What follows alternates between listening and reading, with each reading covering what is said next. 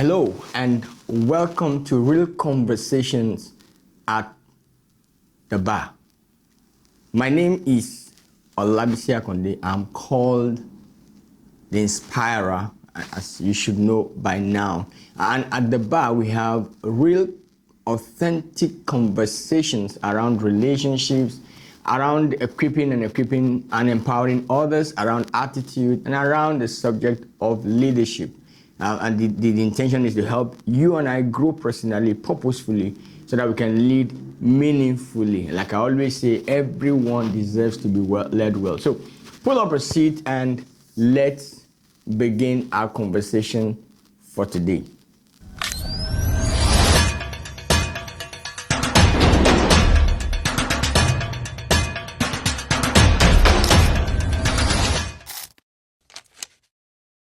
So imagine inventing the very thing that will change your industry forever and then refusing to embrace it.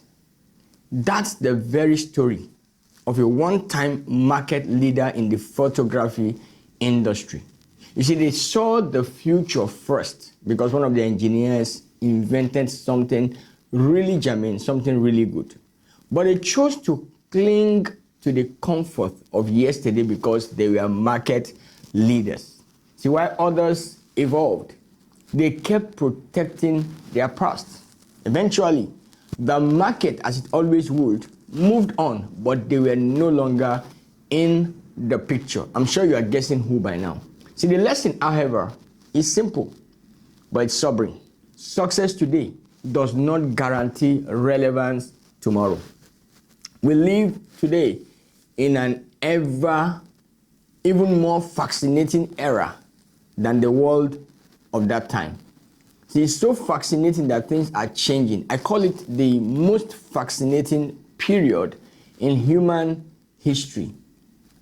Technology is changing with the advent, of course, of artificial intelligence, and the change has become so much interesting. It's affecting how we work, it's affecting how we relate, how we lead. It's affecting practically everything that we do. See, everything around us seems to be moving at an incredible speed. Today, what you could do for a week, someone else could do it for less than 5 minutes, 6 minutes, and just produce the same result, if not better results. So things are actually changing. But the question is, are we changing? Are we making the change that we need for the world that we are in today? Because while the world is advancing, it appears that many people are still standing still. So today I want to talk to you about what I believe is our one last human advantage. And that's the ability to grow. See, today, growth is no longer optional. It is actually essential. It's not something that we can play with. It's not something that we can toy with. It's not something that we can hope would happen one day.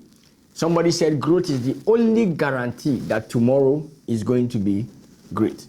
So I'm going to be sharing a couple of lessons from what I've noticed in my life and what I think I see for the future in our world today. Maybe some 4 lessons about why growth is no longer optional but very essential. Number 1 is the fact that the world will only reward those who keep growing. You heard me right. See, there was a time when 1 degree could secure a lifetime career. I mean, all you needed to do was to get that degree and you are comfortable. You are sure that you're going to do what you need to do. You get a job, you keep working. See, there was a time when 1 skill could sustain you for decades, but not anymore. See, 2 people went for an interview. 1 went with a very strong resume and had years of experience behind him, while the other one had not too many years of experience, but had the relevant skills for what was needed in the organization. You know, she got the job because it's no longer about what your resume says about you, but it's now about what you can actually do at the workplace. Today, the world belongs to learners. See, your earning will be determined by your learning, not your education. Because education is what tells us what you have been told, the information you've been passed, what you have heard. However, it is what you really learn that tells us what you can do or how you can apply that education. So the people that are creating value today are those who are constantly improving, learning, adapting, and reinventing themselves. Opportunities will increasingly go to those people. They are the ones who are willing to evolve. They are willing to change. And growth is what makes it happen. Growth is not merely about you acquiring information. It's about expanding your capacity to think, perform better, relate better, and lead better. So the question is not whether the world is changing. The real question is whether you are changing with the world. And the second lesson is that growth is a personal responsibility. So one of the greatest lessons I've learned is this. Nobody can grow for you. People can encourage you. People can mentor you. People can teach you. There's a lot that others can do for you. But nobody can think for you. Nobody can develop your mindset for you. Nobody can become a better version of you on your behalf. That's your deal. It's a you and you deal. Growth is deeply personal. And that's why today I need you and I to apply the laws of growth. The first law of growth states that growth must be intentional. See, wherever you are now, there you are. But you must make the choice to either remain there or move up.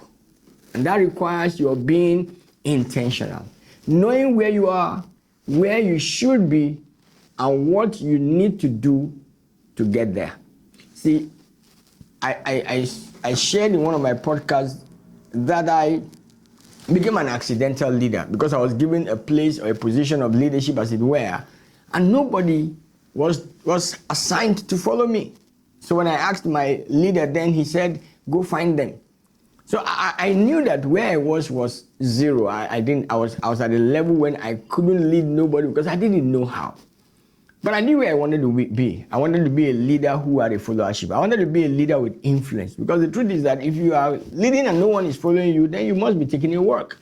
I wanted to be a leader with influence. So what did I do? Since I knew where I wanted to be, I knew where I was, I began to engage materials. I began to engage books like John Maxwell's book was really phenomenal for me at that time. He wrote a book on the 21 irrefutable laws of leadership. I had to dig into those books and I read them because I realized that the responsibility for my growth belonged to one person and one person alone, and that was me. And the truth is that whenever the student is ready, then the teachers will begin to appear. That's the second lesson. The third lesson is never become comfortable with yesterday. Yeah, never become comfortable with yesterday. See, I often say this. A person that is growing is always renewing themselves. A person that doesn't grow loves to talk about yesterday. So what is in your consistent discussion? See, there's nothing wrong with celebrating your past, but staying with your past only gets you behind others. I've come to learn that there are 4 zones that we're operating in life. The first zone is what I call the coasting zone. See, in the coasting zone, we do nothing. And a lot of people just sit back and do nothing. They see the problem, they see the situation, they see their conditions, but they just don't do nothing. They feel incapacitated. Sometimes they become so complacent that complacency becomes their second nature. That's the first zone. The second zone is what we know. It's called the comfort zone. In the comfort zone, we do the usual. And you know what? When you do the usual, you can only get the usual. If you do the usual, you remain where you are.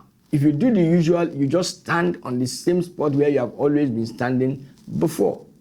But the third one is the challenge zone. And in the challenge zone, you do something to solve the problems that you see now. So you are challenging things and you are changing. But there is a fourth zone, and it's called the creative zone. In the creative zone, you do something to provide future solution.